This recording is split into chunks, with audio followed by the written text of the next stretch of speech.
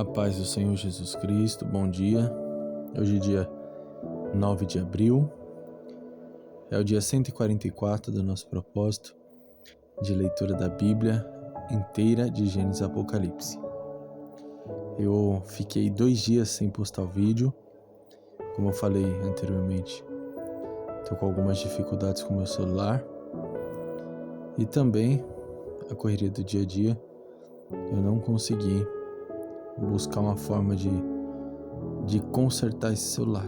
Então, estou utilizando um celular aqui emprestado da minha mulher para poder gravar. Enquanto eu adquiro mais tempo para poder me concentrar e entender o que está acontecendo. Mas a bênção é grande. Amém? Vamos à nossa leitura de hoje, que é no livro de Jó, dos capítulos 4 ao 6. E a nossa reflexão é um texto que está dentro da nossa leitura, que é Jó, capítulo 5, versículo 17. Enquanto você procura aí na sua Bíblia, deixa o seu like no vídeo, compartilhe esse vídeo com alguém que você ama. E eu creio que Deus vai usar a sua vida para poder trazer um direcionamento para outras pessoas. Amém? Vamos à leitura? Diz o seguinte: Jó capítulo 5, versículo 17, diz assim: Eis que bem-aventurado é o homem a quem Deus castiga. Não desprezes, pois, o castigo do Todo-Poderoso, porque ele faz a chaga e ele mesmo a liga. Ele fere e as suas mãos curam. Amém? Nós vemos aqui, nesse texto, que ele faz, amigo de Jó, ele estava procurando um motivo plausível para que todas as coisas que aconteceram estivessem sucedendo com Jó. Então, ele traz a sua série de argumentações, mostrando que Jó deveria ter cometido algo que desagradou ao Senhor. E, cheio de autoridade e de ousadia, esse homem, ele diz para que Jó se reaproxime de Deus. Ele traz como um conselho para Jó, para que Jó não se entristecesse com o castigo de Deus, porque por mais que Jó tivesse pecado e errado, Deus estava o corrigindo, o castigando, para que ele volte ao centro da vontade de Deus. E essa argumentação, essa fala de ele faz, é muito linda. Traz até fortes emoções para aquele que escuta. Porém, essa fala dele não está direcionada pelo Espírito Santo de Deus. Ele, por mais que tinha boas intenções no coração, não tinha visão e direcionamento de Deus. Porque nós vemos através da leitura do texto que Jó não pecou contra Deus para que tudo isso acontecesse com ele. Muito pelo contrário. Deus estava falando sobre Jó para o próprio Satanás, como exemplo de alguém que era fiel, reto e íntegro. Então, Deus não estava castigando Jó com tudo que estava vindo sobre a vida dele. Existem 2 pontos que eu gostaria de refletir nesse dia de hoje. O primeiro ponto é que muitas vezes nós somos como ele faz. Somos amigos que vemos a situação das pessoas a qual nós nos importamos ou conhecemos ou deveríamos nos importar e julgamos mal. Vemos situações muitas vezes desfavoráveis e buscamos motivos para que a pessoa esteja naquela situação. Motivos para culpar a situação que a pessoa está enfrentando. Está passando por isso, mas é porque fez tal coisa. Está passando por isso porque está desalinhado, desalinhada. Está passando por isso porque algo está acontecendo. Deus está castigando.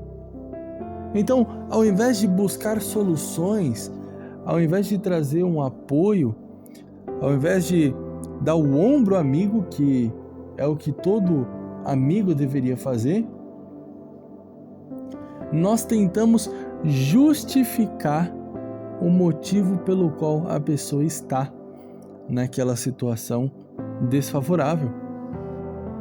E quando nós paramos de tentar ajudar e começamos a culpar e a julgar, nós caímos em um grande espaço onde não tem apoio, onde não tem referência, porque nós estamos lidando e agindo e falando conforme a nossa própria imaginação. E até onde a nossa imaginação pode ir?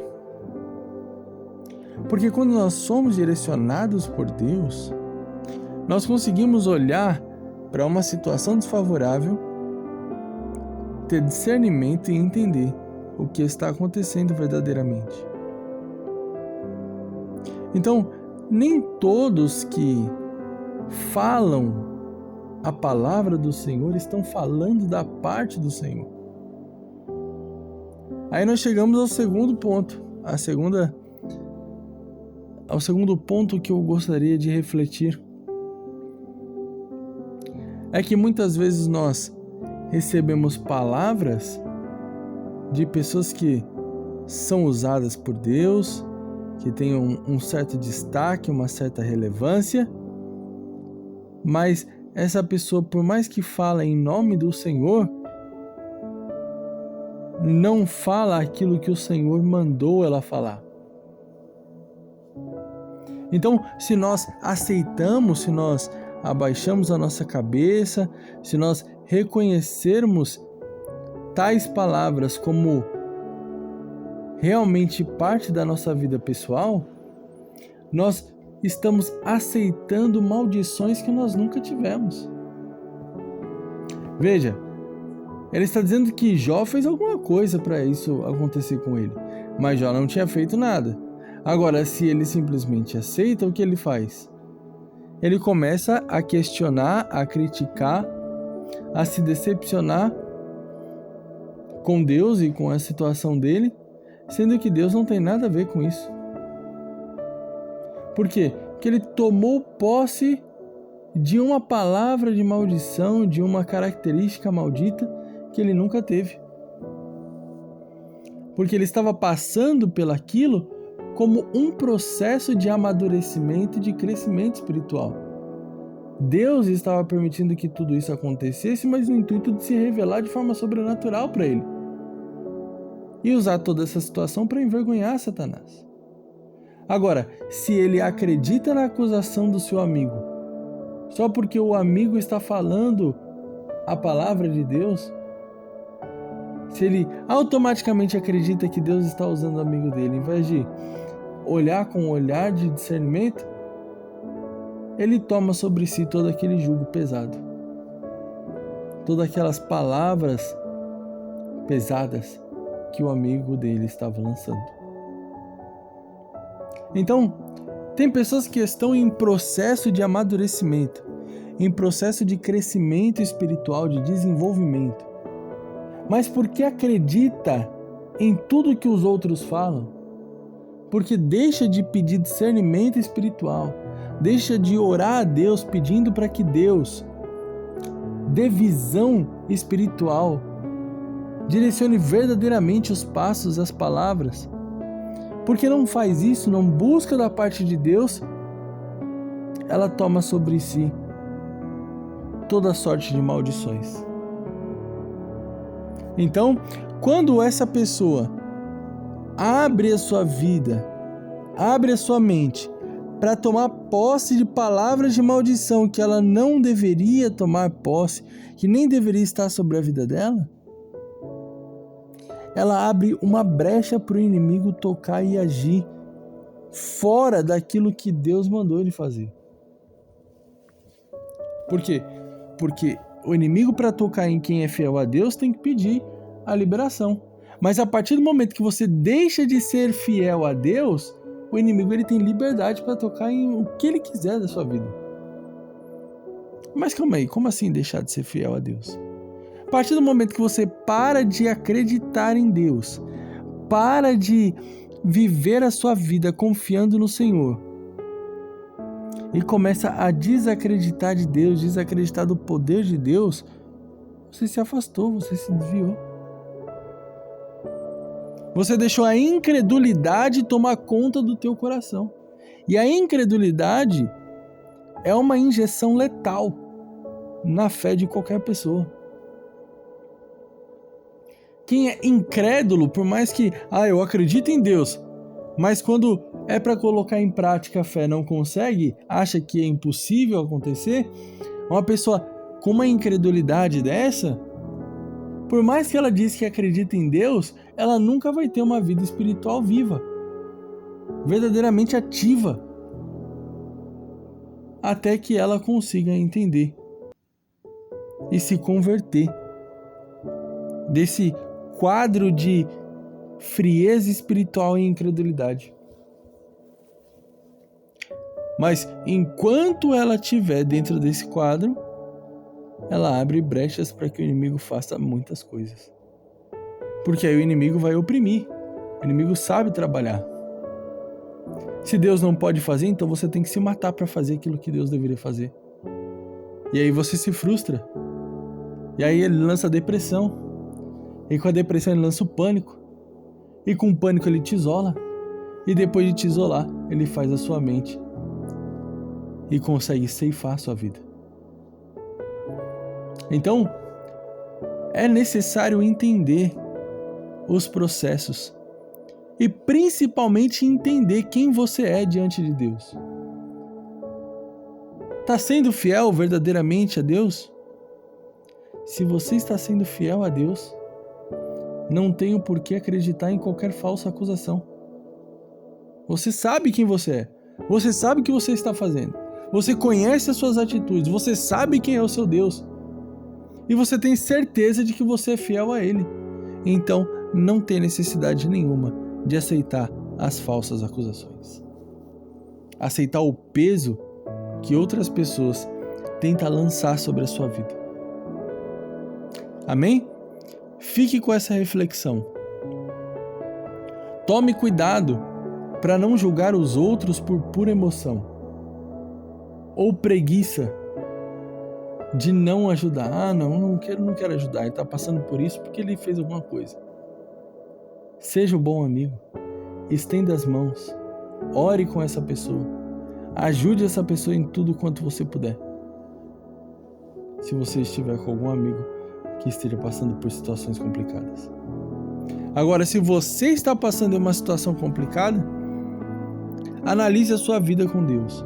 Se a sua vida com Deus está boa, se você verdadeiramente busca a Deus, verdadeiramente, sem enrolação, se verdadeiramente você se dedica a Deus, não se deixe abater, independente da circunstância e da situação.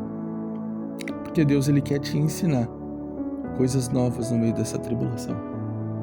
Deus ele quer te honrar no meio dessa tribulação, para que Satanás seja envergonhado.